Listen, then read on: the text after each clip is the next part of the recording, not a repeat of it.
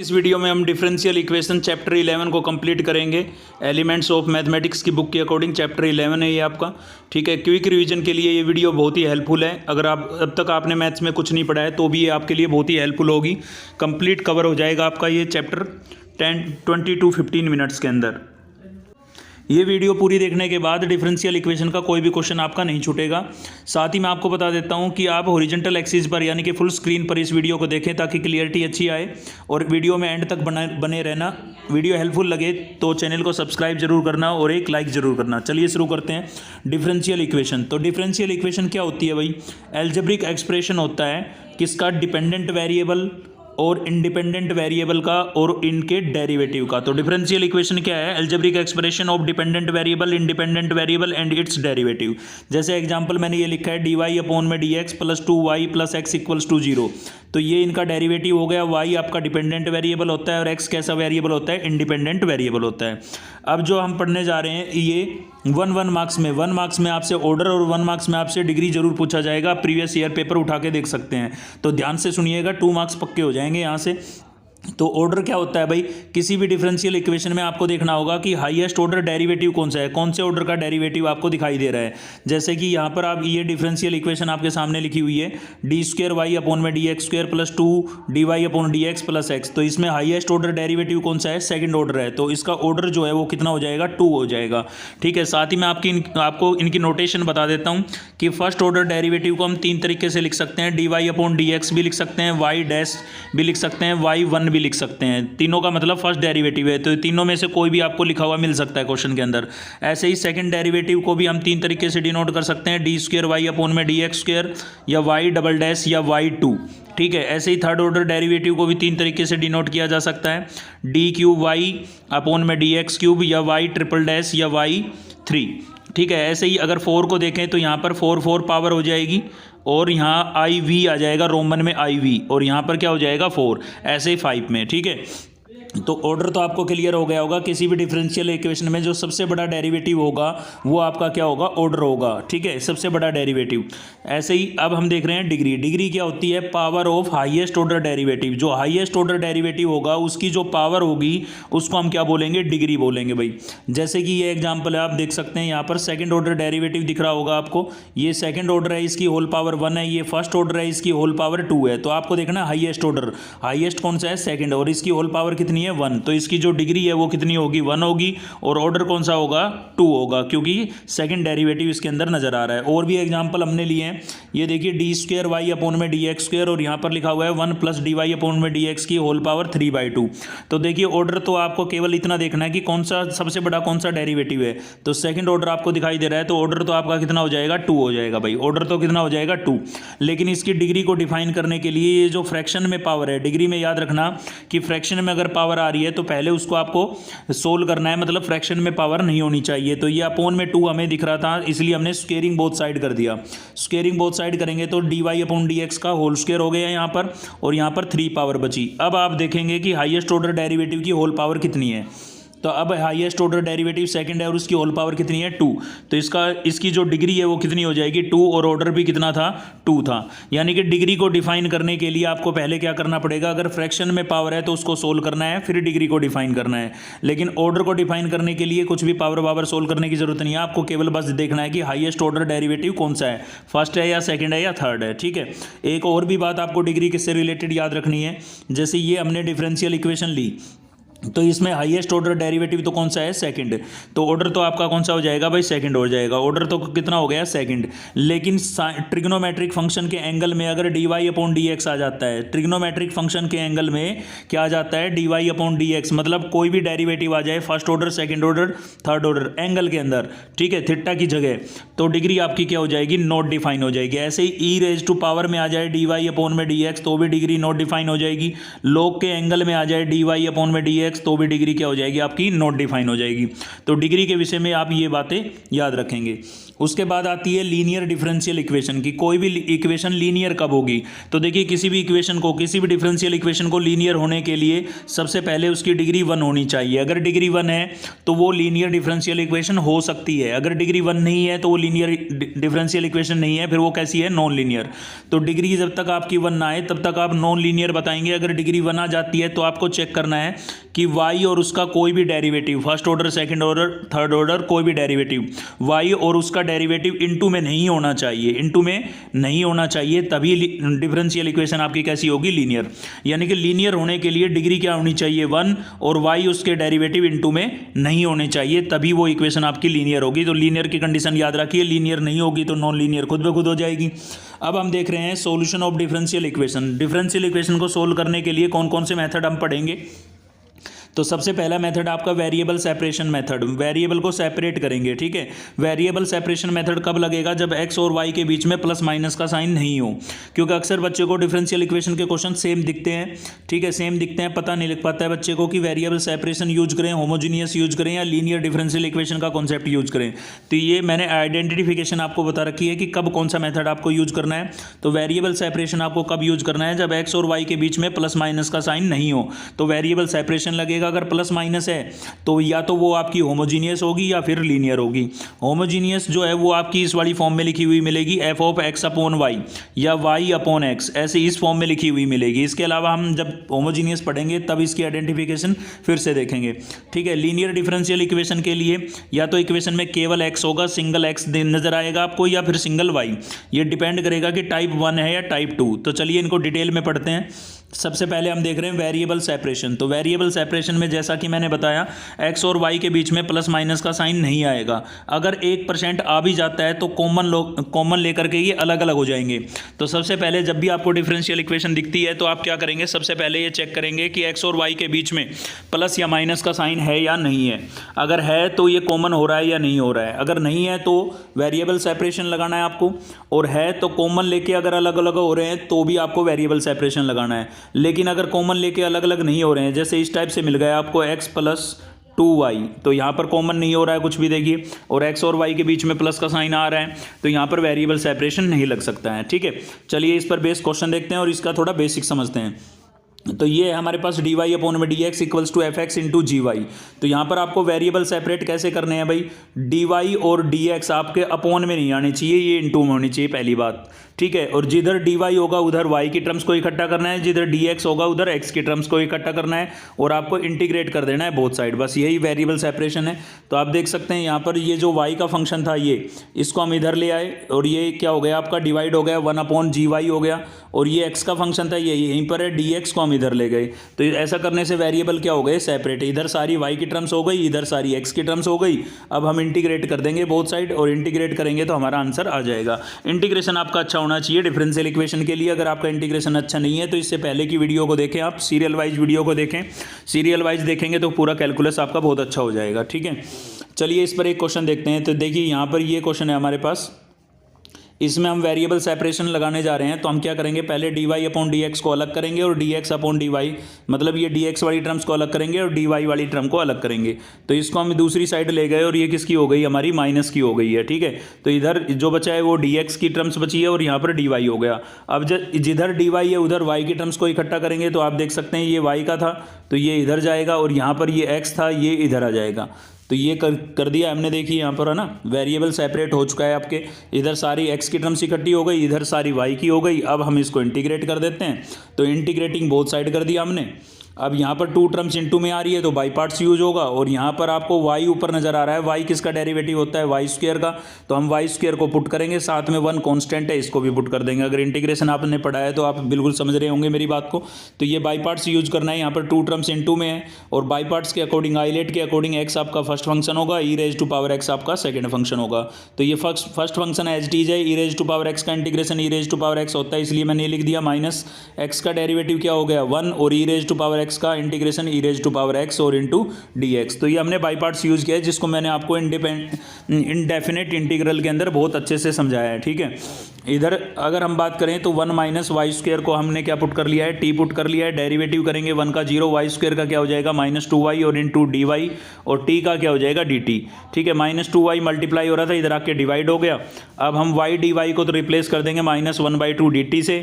तो ये देखिए इसको तो हम -1/2 dt से रिप्लेस कर दिया हमने, 1/2 कॉन्स्टेंट था बाहर चला गया है, और यहाँ पर इसकी जगह रूट ये 1 माइनस वाई स्क्वायर जो था इसकी जगह हमने क्या सब्स्टिट्यूट कर दिया है टी।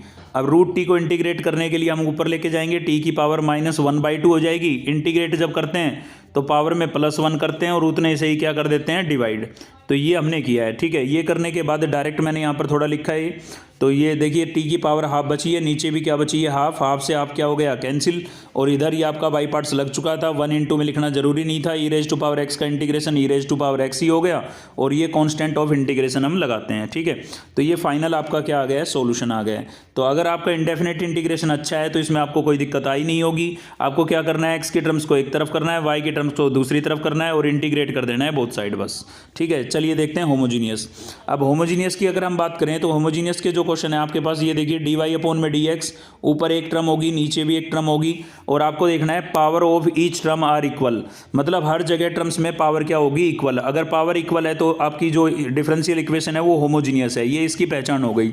जैसे कि एग्जांपल ये आपको दिख रहा है, तो यहाँ पर x की डिग्री कितनी है 2, यहाँ पर भी डिग्री कितनी है 2, क्योंकि एक x की हो गई एक y की, यहाँ पर भी डिग्री कितनी है 2, यहाँ पर भी y की डिग्री कितनी है 2, तो हर जगह आपको डिग्री 2 2 नजर आ रही है। तो ऐसे डिग्री अगर सेम सेम हो तो आपको समझ जाना है कि होमोजीनियस का क्वेश्चन है, और होमोजीनियस का क्वेश्चन है तो आप क्या पुट कर देंगे, y = vx पुट कर देंगे। इसके अलावा आपकी जो होमोजीनियस है वो इस वाली फॉर्म में भी आपको दिख सकती है y/x, ये ऐसे y/x आपको ट्रिग्नोमेट्रिक फंक्शन के एंगल में दिख सकता है, एक्सपोनेंशियल फंक्शन की पावर में दिख सकता है, लोगरिथम के एंगल में दिख सकता है। तो ये y/x जब भी आपको दिखे तब भी आपको समझ जाना है कि होमोजीनियस डिफरेंशियल इक्वेशन है, और आपको y = vx पुट कर देना है, ठीक है। पुट करने के बाद स्टेप क्या होंगे वो हम आगे डिस्कस करेंगे। जैसे इसका ये एग्जांपल दिया हमने, साइन के एंगल में आपको क्या दिख रहा है y/x, तो आपको समझ जाना है कि ये होमोजीनियस का क्वेश्चन है, और होमोजीनियस का क्वेश्चन है तो y को हम क्या पुट कर देंगे, vx पुट कर देंगे। अगर आपके क्वेश्चन में x/y होता है तो आप x को पुट करेंगे vy, x को क्या पुट करेंगे vy। जैसे कि एग्जांपल आपको दिख रहा होगा, ये ई की पावर में दिख रहा है आपको x/y, तो हम x को पुट करेंगे। कहने का मतलब जो न्यूमिनेटर में होगा उसी को पुट करेंगे। यहाँ न्यूमिनेटर में y था तो y को हमने vx पुट किया, यहाँ न्यूमिनेटर में x था तो x को हमने vy पुट किया, ठीक है। और पुट करने के बाद स्टेप क्या होंगे वो हम आगे डिस्कस करते हैं इस एग्जाम्पल में। तो ये एग्जाम्पल आपको दिख रहा होगा, इसमें हर जगह डिग्री 2 2 नजर आ रही है। देखिए यहाँ x की 2 है, y की भी 2 है, ठीक है। यहाँ पर 2 टर्म्स इनटू में आ रही है तो इनकी भी डिग्री 2 होगी और इसकी भी डिग्री 2 है। तो होमोजीनियस का क्वेश्चन है, होमोजीनियस का क्वेश्चन है तो हमने क्या किया, dy/dx को सेपरेट कर लिया। पहले हम इसको इधर लेके जाएंगे, ये माइनस का होगा, dx dy के अपॉन में भेज देंगे, और ये इंटू की टर्म इसके अपॉन में आ जाएगी, ठीक है। तो ऐसा करने से इस टाइप की फॉर्म आपको नजर आएगी। अब इसमें आप डिग्री चेक कर सकते हैं, 2 2 मिलेगी हर जगह, तो होमोजीनियस इक्वेशन हो गई है हमारी, which is homogeneous differential equation. तो और होमोजीनियस है तो y = क्या पुट कर देंगे, vx। x आपको केवल तब पुट करना है जब x/y की टर्म्स आपकी ये वाली फॉर्म आपको नजर आए, तब आपको x को पुट करना है, अदरवाइज किसको पुट करना है, y को ही पुट करना है, ठीक है। तो ये हमने y को क्या पुट कर दिया है, vx पुट कर दिया। अब हम इसका डेरिवेटिव करेंगे तो y का क्या हो जाएगा भाई, dy/dx, और यहाँ 2 टर्म्स इंटू में इसमें लगेगी u × v, यानी कि प्रोडक्ट रूल। तो v आपका एज टीज है, x का क्या हो गया 1x एज टीज है, v का क्या हो जाएगा dv/dx। तो ये हमने डेरिवेटिव कर लिया है। अब जहाँ भी y है वहाँ पर हम vx पुट कर देंगे, और जहाँ dy/dx है उसकी जगह ये पुट कर देंगे। तो देखिए ये हमने पुट कर दिया है dy/dx की जगह इसकी जगह, और इसमें जहाँ भी y होगा उसमें y की जगह हमने क्या पुट कर दिया है, x। तो जहाँ भी आपको y नज़र आ रहा है वहाँ पर vx हमने पुट कर दिया है, ठीक है। पुट करने के बाद इसमें से आपका जो x है ना वो कंप्लीटली कैंसिल आउट होगा। अगर कंप्लीटली कैंसिल आउट हो रहा है तो इसका मतलब आपने क्वेश्चन को सही आइडेंटिफाई किया है, होमोजीनियस का ही क्वेश्चन है। अगर x की टर्म्स इधर बचती है, केवल ये वाला x बचेगा, ये बचता है तो ठीक है कोई दिक्कत नहीं है, लेकिन इधर x बच रहा है तो इसका मतलब आपने क्वेश्चन को गलत आइडेंटिफाई कर लिया, वो होमोजीनियस का क्वेश्चन है ही नहीं, ठीक है। अब देखिए यहाँ पर कंप्लीटली कैंसिल आउट होगा आपका x, तो इसमें से x² कॉमन हो रहा है, न्यूमिनेटर से भी और डेनोमिनेटर से भी कॉमन होकर कैंसिल आउट हो गया, ये केवल v की टर्म्स बचेगी यहाँ पर, ठीक है। उसके बाद आपको क्या करना है, जो ये प्लस का v है इसको उधर लेके जाना है, तो ये उधर जाएगा, किसका हो जाएगा, माइनस का। ये देखिए यहाँ पर माइनस का हो गया ये, और इसको एलसीएम लेकर के हमने सोल्व किया है, एलसीएम ये हो गया हमारे पास, एलसीएम लेके सोल्व करेंगे तो ये वाली चीज़ आपको नजर आएगी। अब फाइनल इसको ऐड, लाइक टर्म्स को ऐड सब्ट्रैक्ट करने के बाद ये v की टर्म आ गई। अब इसके अंदर आप वेरिएबल सेपरेशन लगा सकते हैं जो आप पीछे पढ़ के आए हैं। तो ये v की जो टर्म है ये पूरी इधर आएगी दूसरी साइड, तो रेसिप्रोकल हो गई देखिए, ठीक है। और ये जो x था ये इधर आएगा आपका इधर इस साइड, तो 1/x हो गया, और dx भी इनटू में आ गया। dy को हम वहीं पर छोड़ देंगे, सॉरी dv को वहीं पर छोड़ देंगे v के टर्म्स के साथ। अब इसको हम करेंगे इंटीग्रेट। तो आपको दिख रहा है कि ऊपर जो है ना ये जो है ये डेरिवेटिव है किसका, डेनोमिनेटर का, ठीक है। तो इसको हमने टी पुट कर दिया है। टी पुट करने के बाद इसका जब हम डेरिवेटिव करेंगे तो आपको नज़र आएगा पावर आगे चली जाएगी। तो यहाँ डेरिवेटिव जब आप करेंगे भाई वी क्यूब का डेरिवेटिव क्या होगा, वी की पावर आगे आएगी, 3 आगे आ जाएगा, और पावर में से 1 माइनस करेंगे तो 3v² होगा। अब 3 पहले से ही था इसलिए 9v² हो गया ये। ऐसे यहाँ पर क्या हो जाएगा 6v हो जाएगा, ये 6v हो गया, और 2 कांस्टेंट है इसका क्या हो जाएगा 0। तो ये फाइनल आपका डेरिवेटिव हुआ। इसमें से कुछ कॉमन दिख रहा है, 3 कॉमन हो रहा था, वो 3 कॉमन करके हम इधर ले आए, 1/3 dt हो गया। तो ये न्यूमिनेटर जो है ये आपका पूरा क्या बन गया 1/3 dt, और इसकी जगह क्या रखेंगे t। तो ये देखिए हमने यही किया है, 1/3 आपका कांस्टेंट था बाहर चला गया, नीचे वाले की जगह t रखा, तो ये हो गया आपका ना। अब -1/3 एज टीज है, और 1/t का इंटीग्रेशन क्या होगा log t, और t की वैल्यू हमने डायरेक्ट इसमें सब्स्टिट्यूट कर दी है, ये जो t की वैल्यू थी इसको यहाँ पर सब्स्टिट्यूट कर दिया है। और 1/x का इंटीग्रेशन क्या हो गया भाई log x। अब जब पूरे क्वेश्चन में log नजर आए ना तो आप कांस्टेंट के साथ भी क्या लगा लेते हैं log लगा लेते हैं, तो क्या लिख देंगे यहाँ पर log c लिख देंगे।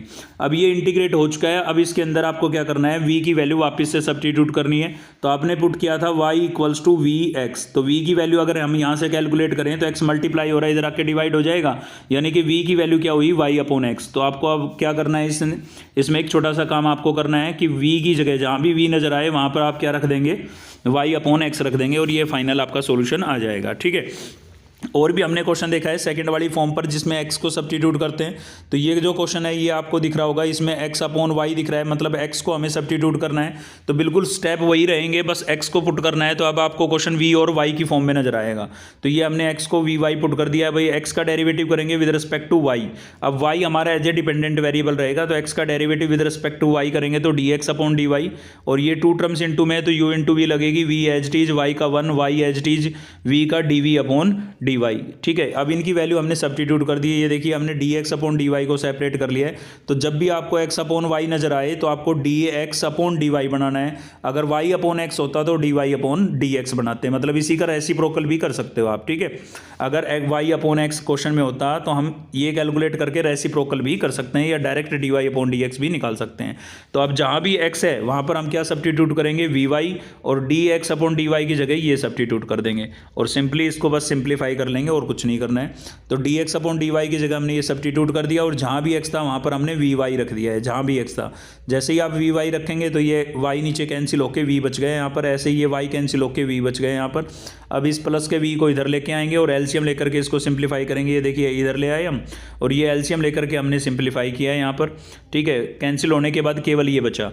अब वेरिएबल सेपरेशन लग जाएगा, तो ये 1/v e⁻v है, ये इनटू में आ गया, और ये जो y था ना ये मल्टीप्लाई में था, इधर जाके डिवाइड में आ गया, 1/y हो गया। अब इंटीग्रेटिंग बोथ साइड e⁻v का e⁻v, और 1/y का क्या हो जाएगा log y।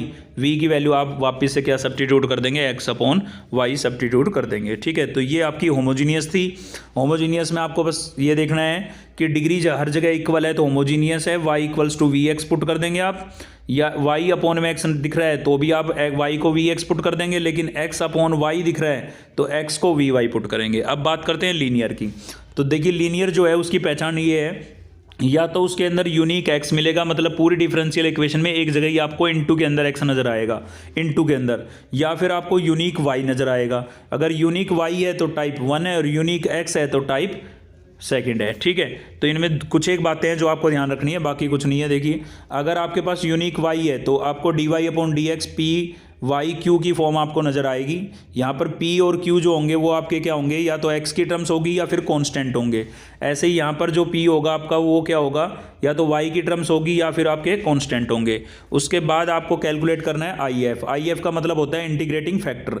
आई एफ क्या होता है भाई, E raise to power integration P D X, और पी यहाँ पर एक्स की टर्म थी इसलिए हमने डी एक्स लिखा है क्योंकि एक्स के रेस्पेक्ट में इंटीग्रेशन होगा। सोल्यूशन क्या होगा, यूनिक क्या था वाई, तो वाई लिखेंगे, इनटू में आई एफ लिखेंगे, यहाँ पर भी आई एफ को लिखेंगे इंटीग्रेशन में, और क्यू आपको डिफरेंशियल इक्वेशन से मिलेगा जो कि एक्स की टर्म या कांस्टेंट होंगे, और इनटू में लिखा डी एक्स, क्योंकि ये पूरा एक्स का फंक्शन होगा तो इसलिए एक्स के रेस्पेक्ट में इंटीग्रेशन होगा, जबकि इधर यूनिक क्या था, एक्स था। ठीक है, यहाँ पर जो आपकी पी होगा ना, पी वो वाई की टर्म्स होगी या कांस्टेंट होगी, इसलिए यहाँ पर डी वाई लिखा गया है। आई एफ का फॉर्मूला वही है, और यूनिक एक्स था इसलिए यहाँ पर एक्स लिखा गया है, इनटू में आई एफ वही आई एफ, और इनटू में क्यू, और ये पूरा फंक्शन किसका होगा, वाई का, इसलिए वाई के रेस्पेक्ट में इंटीग्रेशन हुआ है। अब दोनों पर एक एक क्वेश्चन देखते हैं, दोनों टाइप पर। तो ये देखिए हमने एक ही क्वेश्चन लिया, इसमें आपको यूनिक वाई नज़र आ रहा है, देखिए केवल वाई एक जगह ही नज़र आ रहा है ना, तो ये टाइप 1 है। टाइप 1 है तो भाई हमें पहले D Y upon D X को फ्री करना पड़ेगा, अगर इसके साथ कुछ भी है तो आपको दिख रहा होगा इसके साथ एक्स लॉग एक्स था, तो हमने पूरी इक्वेशन को एक्स लॉग एक्स से क्या कर दिया, डिवाइड कर दिया है। डिवाइड करने के बाद ये आपको रिजल्ट नज़र आ रहा होगा, इसमें वाई के साथ जो है वो आपका पी है, तो आई एफ क्या होता है, E raise to power integration P D X, तो ये पी था आपका, मैंने ये लिख दिया है। अब देखिए लॉग का डेरिवेटिव के साथ गिवन है, लॉग का डेरिवेटिव आपको देखिए ये है एक्स लॉग एक्स, तो log x का डेरिवेटिव क्या होता है 1 अपॉन एक्स, तो ये तो आपका dt हो जाएगा 1 अपॉन टी, 1 अपॉन टी का क्या होगा log t, और t की वैल्यू वापस रखेंगे तो log ऑफ x इसका इंटीग्रेशन आएगा। ठीक है, इसको आप अलग से इंटीग्रेट करके देखेंगे तो log ऑफ x आएगा। अब एक log से एंटी log कैंसिल हो जाएगा तो केवल एक log x बच जाएगा IF में। अब इसका सोल्यूशन क्या था भाई, यूनिक क्या था y, तो y लिखा मैंने, IF क्या है आपका log x, तो log x लिखा, IF log x, और q क्या था आपका, Q था आपका जो इनटू में था, देखिए यहाँ पर ये Q था। ठीक है, तो Q क्या था आपका 2 अपॉन एक्स, तो यहाँ पर Q हमने लिख दिया है 2 अपॉन एक्स। अब इसमें 2 कांस्टेंट था, बाहर चला जाएगा, अपोन में बचा x। अब अपोन में x किसका डेरिवेटिव होता है, log x का, तो जिसका डेरिवेटिव गिवन है उसी को पुट करना है, तो log x का डेरिवेटिव गिवन है इसलिए हमने log x को t पुट कर दिया है। log x का डेरिवेटिव 1/x और x का dx, t का dt, यानी कि आप 1 अपॉन x की जगह 1 अपॉन एक्स डी एक्स की जगह क्या लिखेंगे, डी टी, तो ये तो आपका बन जाएगा डी टी, और इसकी जगह क्या रखेंगे टी, सॉरी ये आपका क्या बनेगा 1 अपॉन एक्स, ये डी एक्स, और ये तो आपका बन जाएगा डी टी, और इसकी जगह लिखेंगे टी, तो ये लिख दिया हमने टी डी टी। टी का इंटीग्रेशन क्या होगा t²/2, और ये 2 बाहर था, 2 से 2 कैंसिल हो गया, तो ये और प्लस में क्या कर देंगे c, कांस्टेंट ऑफ इंटीग्रेशन। अब इसमें आप t की वैल्यू वापस सब्स्टिट्यूट कर देंगे, t की वैल्यू क्या थी हमारी log x, तो इधर भी हमने log x लिख दिया और इस t की जगह भी log x लिख दिया है, और ये फाइनल आंसर आ गया। अगर आप इसमें यूनिक x मिलता है तो वो टाइप आपकी लीनियर की सेकंड हो जाएगी, जैसे कि ये क्वेश्चन है, इसमें आप देख सकते हैं x केवल एक ही जगह नज़र आ रहा है आपको, यानी कि ये लीनियर है, और लीनियर की कौन सी टाइप है, सेकंड टाइप है, और सेकंड टाइप में हम क्या बनाते हैं, dx अपॉन dy बनाते हैं। क्या बनाते हैं, dx अपॉन dy।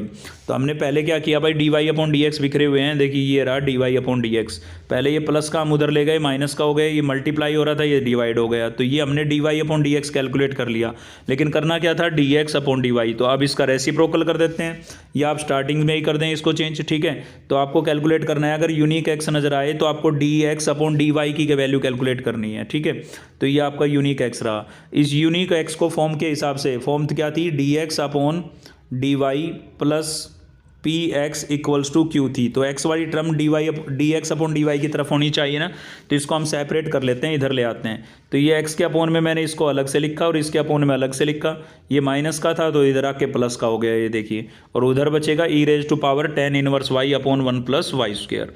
अब इसमें जो x के साथ है ये आपका पूरा क्या होगा, p 1 upon 1 plus Y square, ये p होगा। IF क्या होता था, E raise to power integration P D Y, तो ये p रख दिया हमने। ये किसका इंटीग्रेशन है, tan इनवर्स का, इसलिए tan इनवर्स आ गया, और ये आपका पूरा क्या है, q है। तो सॉल्यूशन क्या था भाई, x इंटू आई एफ, तो IF ये आया था, यहाँ पर भी IF और इंटू में q, तो q ये हो गया। अब देखिए E raise to power tan inverse, E raise to power tan inverse, कितने tan इनवर्स हो गए, 2 हो जाएंगे ना, पहले हमने इसको पुट कर लिया है। tan इनवर्स y को हमने क्या पुट कर लिया, t। tan इनवर्स को क्यों पुट किया भाई, tan इनवर्स का डेरिवेटिव होता है 1 अपॉन 1 प्लस वाई स्क्वायर, तो ये हो गया है ना, इसलिए हमने tan इनवर्स को t पुट किया है, तो ये आपका डेरिवेटिव हो गया, और ये dt की वैल्यू हो जाएगी, देखिए ये आपका पूरा हो गया dt डेरिवेटिव समेत, और इसकी जगह t रखेंगे, इसकी जगह t रखेंगे, E raise to power t, E raise to power t, E raise to power 2t हो जाएगा, और ई रेज टू पावर 2t का इंटीग्रेशन क्या होगा, E raise to power 2t as T is, और t का कोफिशिएंट 2 है तो अपॉन में 2 आ जाएगा, और प्लस क्या हो जाएगा c।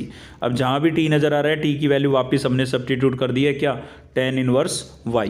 ठीक है, तो ये इसी के साथ हमने डिफरेंशियल इक्वेशन को कंप्लीट कर लिया। इसमें हमने 3 मेथड पढ़े, variable separation method, homogeneous method और आपकी लीनियर डिफरेंशियल इक्वेशन। इसी के साथ ये चैप्टर आपका कंप्लीट हो गया है। वीडियो हेल्पफुल लगी तो एक लाइक जरूर करें। चैनल को अब तक सब्सक्राइब नहीं किया है तो चैनल को सब्सक्राइब कर लीजिए और साथ ही दोस्तों से शेयर करना मत भूलिएगा। थैंक यू, मिलते हैं नेक्स्ट वीडियो में।